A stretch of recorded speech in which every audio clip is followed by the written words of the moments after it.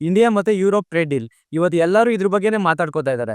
India ಮತ್ತೆ Europe trade deal ಯಾಕೆ ಇಷ್ಟು ಸೌಂಡ್ ಮಾಡ್ತಾ ಇದೆ? ಇಂಡಿಯಾಗೆ ಅದರಿಂದ ಏನೇನು ಬೆನಿಫಿಟ್ಸ್ ಇದೆ? ಮತ್ತೆ ಯುರೋಪ್ ಕಂಟ್ರಿಗೆ ಏನೇನು ಬೆನಿಫಿಟ್ಸ್ ಇದೆ?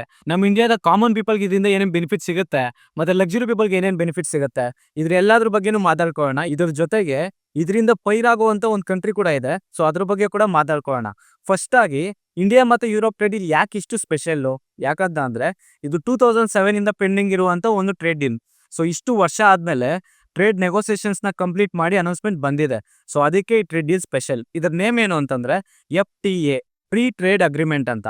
ಸೊ ಇದರಿಂದ ಇಂಡಿಯಾಗೆ ರಿಯಲಿ ಆಗುವಂತ ಬೆನಿಫಿಟ್ಸ್ ಏನೇನು ಅಂತ ನೋಡಿದ್ರೆ, ಇಂಡಿಯನ್ ಎಕ್ಸ್ಪೋರ್ಟ್ಸ್ ಜಾಸ್ತಿ ಆಗುತ್ತೆ, ಮ್ಯಾನುಫ್ಯಾಕ್ಚರಿಂಗ್ ಇಂಡಸ್ಟ್ರೀಸ್ ಜಾಸ್ತಿ ಆಗುತ್ತೆ, ಅದರಿಂದ ಜಾಬ್ ಕ್ರಿಯೇಷನ್ಸ್ ಜಾಸ್ತಿ ಆಗುತ್ತೆ, ಮತ್ತೆ ಮಿಷಿನರೀಸ್, ಹೈ ಟೆಕ್ನಾಲಜಿ ಎಕ್ವಿಪ್ಮೆಂಟ್ಸ್ ಯಾವ್ಯಾವ್ದು ಇಂಡಿಯಾದಲ್ಲಿ ಮ್ಯಾನುಫ್ಯಾಕ್ಚರಿಂಗ್ ಆಗಲ್ಲ ಅದನ್ನ ಯುರೋಪ್ ಇಂದ ಇಂಪೋರ್ಟ್ ಮಾಡ್ಕೋಬಹುದು. ಸೊ ಅದು ಕೂಡ ಇಂಡಿಯಾಗೊಂದು ಪ್ಲಸ್ ಆಗುತ್ತೆ.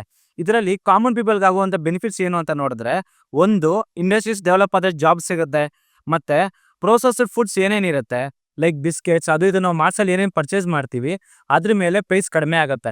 ಮೊದಲು 50% ಟ್ಯಾರಿಫ್ ಇತ್ತು, ಅದನ್ನ ಇವಾಗ 0% ತಗೊಂಡ್ಬಂದಿದ್ದಾರೆ. ಸೊ ಪ್ರೈಸ್ ಜಾಸ್ತಿ ರೆಡ್ಯೂಸ್ ಆಗುತ್ತೆ, ಅದು ನಮ್ಮ ಕಾಮನ್ ಪೀಪಲ್ಗೆ ಹೆಲ್ಪ್ ಆಗುತ್ತೆ.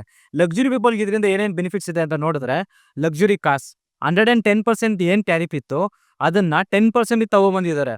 ಆಲ್ಮೋಸ್ಟ್ 1 crore rupees ಒಂದು ಕಾರ್ ಪ್ರೈಸ್ ಇದೆ ಅಂತಂದ್ರೆ ಅದು ಇವಾಗ 50 lakhsಗೆ ಸಿಗುತ್ತೆ. ಸೊ ಇದು ಅವ್ರಿಗೊಂದು ಪ್ಲಸ್ ಆಗುತ್ತೆ.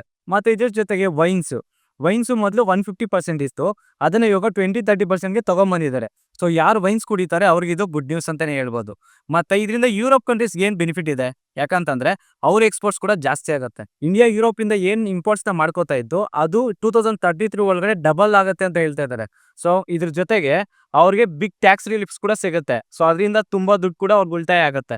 ಇದ್ರ ಜೊತೆಗೆ ಇನ್ನೊಂದು ಪ್ಲಸ್ ಏನು ಅಂತಂದ್ರೆ US ಕಡೆಯಿಂದ ಅವ್ರಿಗೆ ಟ್ಯಾರಿಫ್ ಬಿದ್ದಿತ್ತು ರೀಸೆಂಟ್ ಟೈಮ್ಸ್ ಅಲ್ಲಿ. ಸೊ ಅವ್ರ ಮೇಲೆ ಇರುವಂತ ಡಿಪೆಂಡೆನ್ಸಿನ ಕಡಿಮೆ ಮಾಡ್ಕೋಬಹುದು.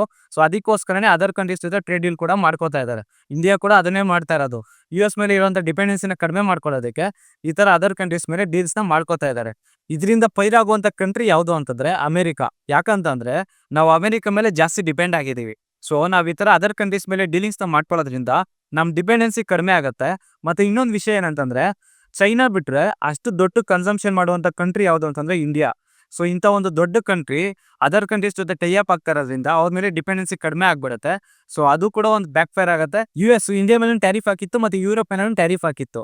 ಸೊ ಇವಾಗ ಇಂಡಿಯಾ ಮತ್ತೆ ಯುರೋಪ್ ಬ್ಯಾಕ್ ಸೈಡ್ ಬಂದು ಒಂದು ಟ್ರೇಡ್ ಡೀಲ್ ನ ಕಂಪ್ಲೀಟ್ ಮಾಡ್ಕೊಂಡಿದ್ದಾರೆ. ಈ ಟ್ರೇಡ್ ಡೀಲ್ ನಾಳೆಯಿಂದನೇ ಇಂಪ್ಲಿಮೆಂಟ್ ಆಗುತ್ತಾ ಅಂತಂದ್ರೆ ಈ ಟ್ರೇಡ್ ಡೀಲ್ ಇಂಪ್ಲಿಮೆಂಟ್ ಆಗೋದಕ್ಕೆ ಇನ್ನೂ 1 year ಬೇಕಾಗುತ್ತೆ. ಸೊ ಆಲ್ರೆಡಿ ನೆಗೋಸಿಯೇಷನ್ಸ್ ಮಾತ್ರ ಕಂಪ್ಲೀಟ್ ಆಗಿದೆ, ಇದು ಇಂಪ್ಲಿಮೆಂಟ್ ಆಗೋದಕ್ಕೆ ಇನ್ನೂ 1 year ಬೇಕಾಗುತ್ತೆ. ನಿಮ್ ಕಂಟೆಂಟ್ ಇಷ್ಟ ಆದರೆ ತಪ್ಪದೆ ನಮ್ಮ ಪೇಜ್ ನ ಫಾಲೋ ಮಾಡಿ.